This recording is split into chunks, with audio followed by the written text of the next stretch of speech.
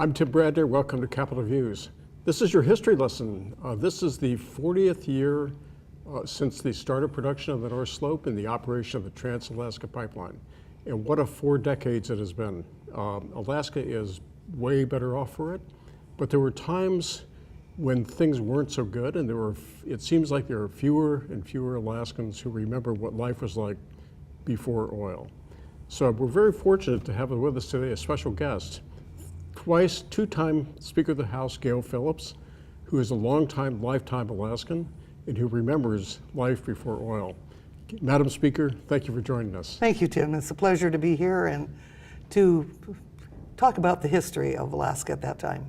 And really what the importance of the pipeline means to us. Very so definitely. Gail, you grew up in Nome, and you're a UAF grad, and what was Nome like when you were growing up? Well, in those years, Nome was the economic center of the Seward Peninsula. It was the largest community on the Seward Peninsula and really was a city. We had an infrastructure in place. It wasn't very sophisticated.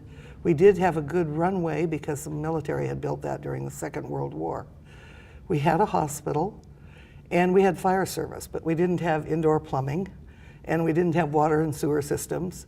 And in the wintertime, if there was a bad storm, the city would keep the roads open from the fire hall to the hospital to the power plant and to the airport, and that was about it. So there was no plowing of the streets? There was no plowing of the streets. I know that my folks did pay an income tax at that time and a city tax to provide some of the services that the city provided.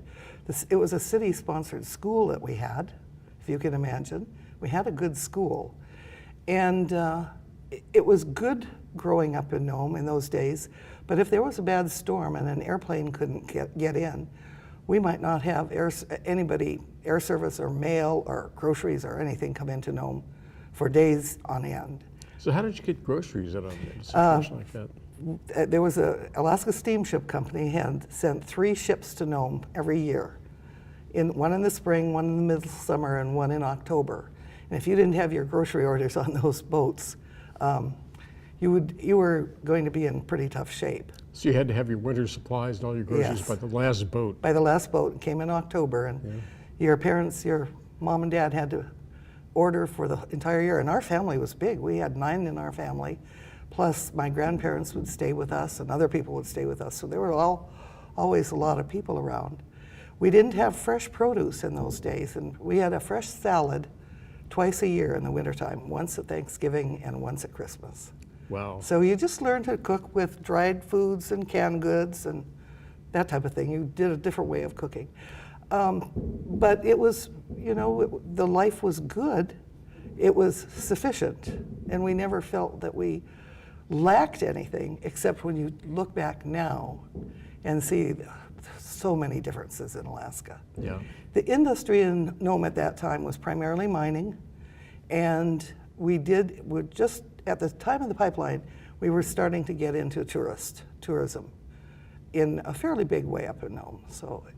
And that's with the advent of more modern day aircraft. And at that time you started to get some fresh foods and things like that out of Nome. And more air service coming in. Everybody knows there's not a road up to Nome, so driving there is not an option. But prior to that, you must have had gotten to know the people on Alaska Steamship pretty well. Oh, we did. In fact, my mom was always on a first-name basis with Mrs. Dustin. She was the lady, she had been at Alaska Steamship Company for many, many years, and she was the one that processed the orders from Nome. So if there was a problem, Mom would always write to Mrs. Dustin, and she was very faithful about writing back. It's amazing to know somebody at a company like that to make sure your groceries got on the boat. Right. It was a good arrangement, but everybody up there had to depend on it. And Nome was one of the very fortunate places that could get a big steamship in.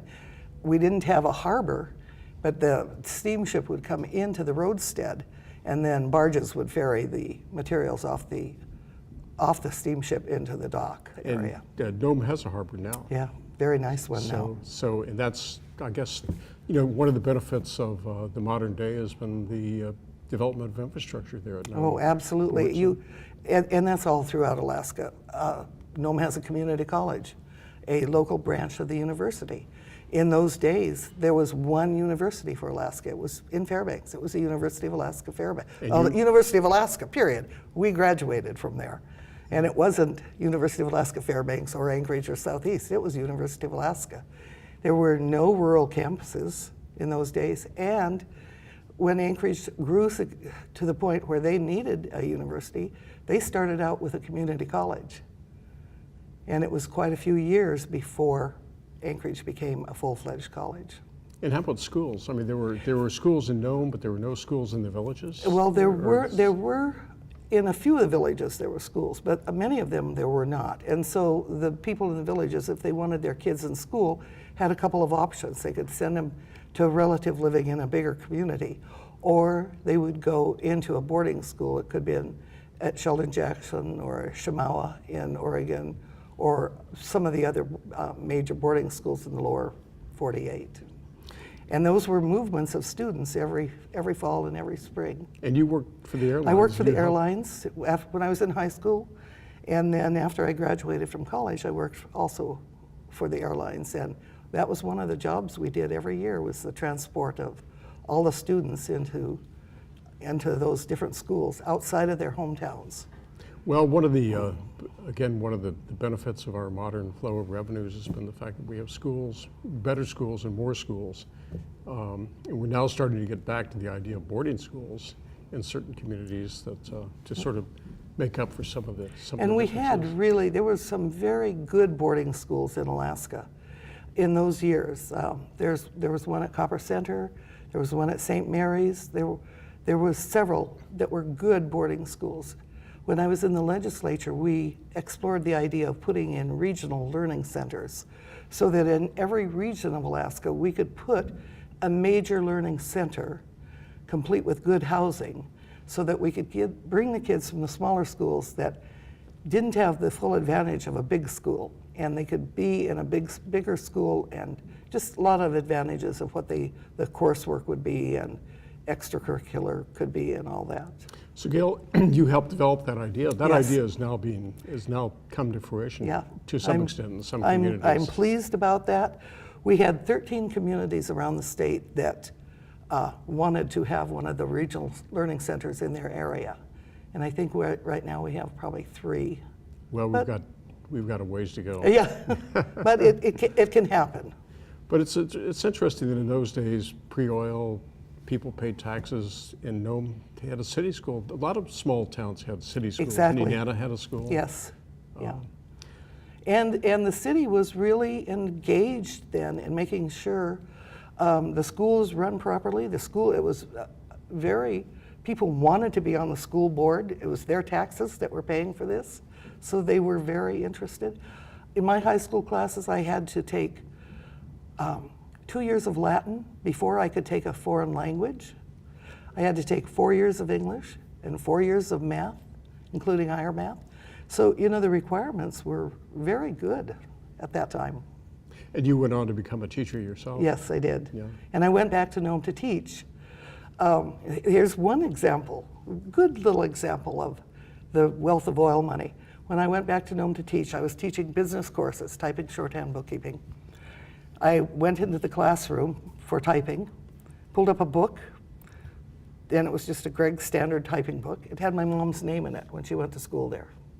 So I had the kids haul all the books. They said, everybody grab a stack and come with me, and we marched down to the principal's office, put them outside his door, and I said, when we can get books that are in this century, and we get maybe one electric typewriter, then we can teach these kids. And that was the start of it. I mean, it's just, Well, we've come a long way. we certainly have. Well, Gail, thank you for joining us. Oh, it was a pleasure. Yeah, thank you. Thanks. And this is Tim Bradner with Capital Views.